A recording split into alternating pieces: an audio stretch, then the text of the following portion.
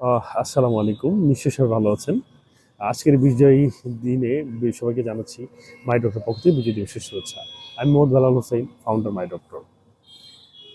আমরা সবাই জানি খাদ্য, বস্ত্র, বাসস্থান এগুলো আমাদের মৌলিক চাহিদা।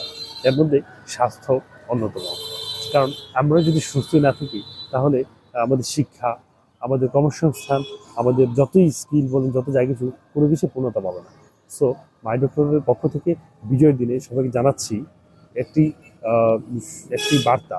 সেটা হচ্ছে রক্ত দিয়ে আমরা স্বাধীনতা অর্জন করতে পেরেছি, কিন্তু আমাদের সচেতনতা দিয়ে, আমাদের সচেতনতার মাধ্যমে আমাদের সুস্থতাকে জয় করতে হবে। ঠিক আছে?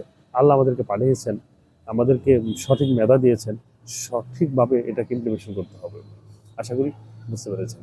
সুতরাং সবার প্রতি একটাই বার্তা: সচেতন থাকবেন, সুস্থ থাকবেন।